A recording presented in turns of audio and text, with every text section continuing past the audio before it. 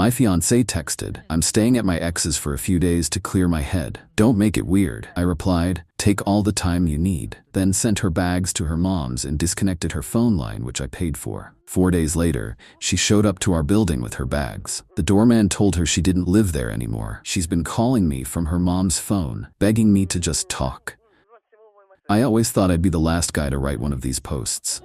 Guess life has a way of surprising you. 2 weeks ago, my fiancée Melody sent me a text that changed everything. "I'm staying at Dominic's for a few days to clear my head. Don't make it weird." Dominic, her ex from college.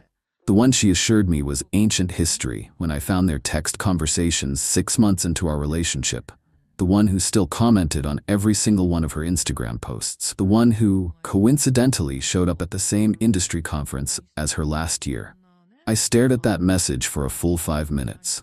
3 years together, engaged for 8 months, wedding venue deposits paid, and she was clearing her head at her ex's place. I replied with just 5 words, "Take all the time you need." Then I got to work. First thing to understand, I'm a systems analyst. My job is identifying vulnerabilities, planning for contingencies, and implementing solutions. I don't do emotional outbursts, I do strategic responses. Second thing, we weren't just romantically entangled. We were financially and logistically intertwined in ways Melody had apparently never fully considered. Within 24 hours, I had 1. Contacted our building management to remove her from the authorized residence list. The lease was in my name. She'd never gotten around to signing the addendum despite living there for nearly 2 years. 2. Suspended her access fob to the building's gym, pool, and parking garage, all under my membership. 3. Canceled the additional line on my phone plan, her phone, which I had been paying for since hers got damaged 6 months ago. 4. Transferred her portion of our joint savings back to her personal account. We had maintained separate personal accounts alongside our joint one for exactly this kind of contingency. 5. Packed her personal belongings, clothes, jewelry, makeup, electronics that were exclusively hers, and had them couriered to her mother's house with a simple note. "These belong to Melody. Please ensure she receives them." 6. Notified our wedding venue, photographer, caterer, and other vendors of a postponement. They all had cancellation clauses that I had insisted on, another system analyst habit. I didn't rage, didn't send accusatory texts, didn't blow up her phone demanding explanations. Just methodically disconnected our lives. Her mother called the next day, confused. "Melody's things just arrived here. Is everything okay?" Melody decided to stay at her ex-boyfriend's place to clear her head, I explained calmly. "I'm helping her clear it further by giving her space. She can reach me through you if needed, since her phone might not be working." Silence then. She did what? Apparently, Melody hadn't informed her family about this little arrangement. Interesting. 4 days later, as I was working from home, I got a call from the building's doorman, Marcus. "Sir, there's an Melody Winters here, insisting she lives in your unit. She's not on the resident list anymore, and her access card isn't working. Protocol is to check with the unit holder." "Thank you, Marcus. Miss Winters no longer resides here. Please do not allow her up." "Understood, sir." 20 minutes later, my work phone started ringing, calls from numbers I didn't recognize. I let them go to voicemail. The first one was Melody, voice cracking. "What the hell, James? I came home and they wouldn't let me in. My key doesn't work and my phone's disconnected. Call me back immediately." I didn't. The second voicemail. "This isn't funny anymore. Where's all my stuff? Why can't I get into our apartment?" The third, from her mother's number. "James, please. I made a mistake. Can we please just talk about this? It wasn't what you think. Please call me back." I finished my workday, went to the gym in our building, the membership she no longer had access to, and made myself a quiet dinner. Then I sent one text to her mother's phone. "Melody, I'm acknowledging receipt of your calls. To be perfectly clear, there is no our apartment. The lease has only my name on it. There is no our phone plan. I canceled the additional line I was paying for. There is no our wedding. I've postponed everything. You chose to stay with your ex to clear your head. Consider it cleared along with your belongings, which were delivered to your mother's house 4 days ago. If there are items missing, provide a list and I'll check if they're here." That opened the floodgates. Calls from her friends, her sister. Eventually, her father, a man I respected, who sounded exhausted. "James, can I come by tomorrow to talk? Just me." I agreed to meet him at a coffee shop instead. When we sat down, he looked at me with an expression I couldn't quite place. "Melody claims you overreacted," he began. "Says she was just friends with this Dominic guy and needed space to think about the wedding." I nodded, then placed my phone on the table between us. I don't typically record conversations, but I started keeping receipts when things felt off. I played the audio from 3 weeks earlier. Melody on a call she thought I couldn't hear. "I don't know, Dom. Yes, we're still engaged. No, I haven't told him yet. It's complicated. I need more time. The wedding's already paid for. I'll figure it out."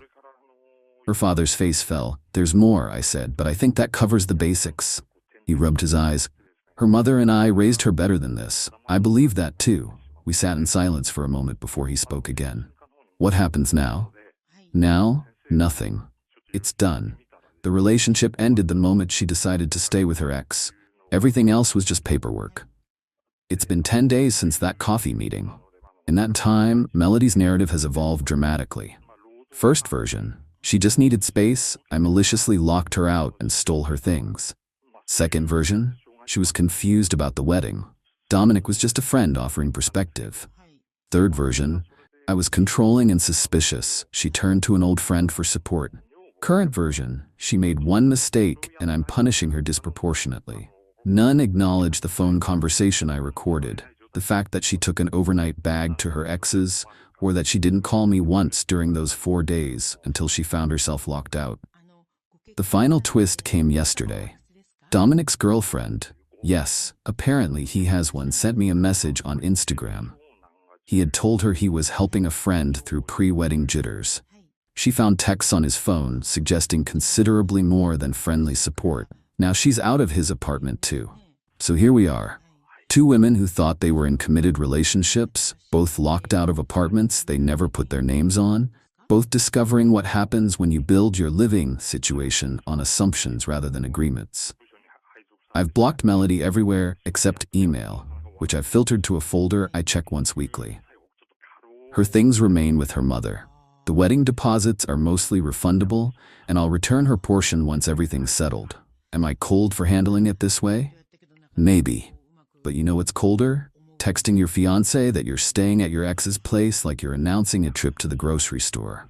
Some people need dramatic confrontations and tearful closure conversations. I just need clean systems and clear boundaries. She sent a text. I took it at face value. End of story. Update 3 weeks later.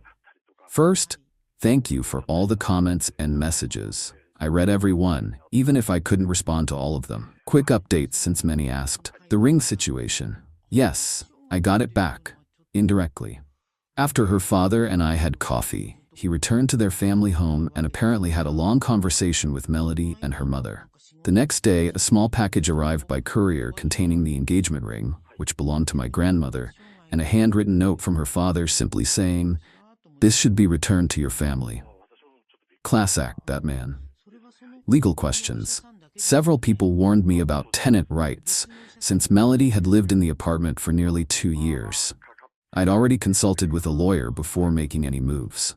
In our state, without her name on the lease and without proof of paying rent directly to the landlord, her legal claim was minimal.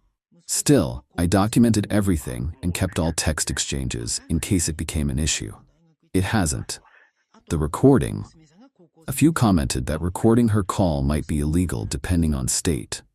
To clarify, our apartment has thin walls, and I overheard her conversation from the hallway when I came home early from a work event. I made a note of what was said immediately afterward. Habit from my job. Documenting system vulnerabilities. Not an actual audio recording, just my detailed notes of what I heard. Sorry for the confusion. Melody's living situation. According to mutual friends who have mostly sided with me after learning the full story, she's still at her parents' house. Dominic apparently tried to reconcile with his girlfriend rather than offer Melody a place to stay. Interesting how quickly priorities change when consequences appear. Wedding fallout. The venue was surprisingly understanding. Apparently they've seen this scenario before. Most vendors return deposits minus reasonable administrative fees. I've calculated Melody's portion of these refunds and will transfer the amount to her personal account once all refunds have processed. Business is business. The most unexpected development. Melody's younger sister reached out to apologize for her initial angry calls. Said after learning everything, she was embarrassed by her sister's behavior and wanted me to know not everyone in their family condones what happened. We had a good relationship. I appreciated the gesture. Many have asked if I've spoken directly to Melody since everything went down. The answer is no. Her weekly emails have evolved from angry, "You had no right," to bargaining, "We can work through this," to reflective, "I understand why you're hurt," to apologetic, "I made the biggest mistake of my life." I read them but haven't responded. What would be the point? Her most recent message included, "I never actually did anything with Dominic. I just needed to figure out if what we had was real or if I still had feelings for him." Even if that's true, and I have my doubts, who texts their fiancé that they're staying at an ex's place to clear their head? That alone was the deal breaker. The rest was just executing the necessary system updates after a critical failure. Edit. Just logged in to find hundreds of new comments and messages. Thanks for the overwhelming support. A few clarifications. To those calling me cold or robotic, when someone shows you who they are, believe them. Melody showed me exactly who she was with that text. Everything after was just processing the information efficiently. On whether I ever suspected before. There were small indicators, her password-protected second Instagram account I glimpsed once, unexplained gaps in her whereabouts, the way her expression changed when his name came up, but nothing concrete until that overheard call 3 weeks before her text. I'm not naturally suspicious, I'm naturally observant. Different thing. Regarding her belongings, I've been accused of stealing or holding hostage her things. To be crystal clear, everything identifiably hers was packed carefully, inventoried, and delivered to her family home. Shared items and gifts remain where they are. She's welcome to provide a list of anything she believes is missing, and I'll address each item reasonably. For those asking why I didn't fight for the relationship, what exactly would I be fighting for? The privilege of wondering where my wife is whenever she needs to clear her head. A lifetime of checking her phone when she's in the shower?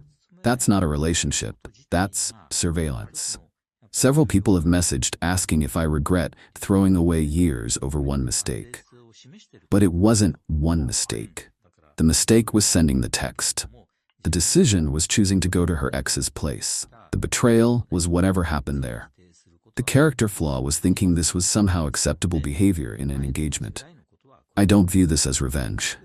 I view it as a rational response to new information.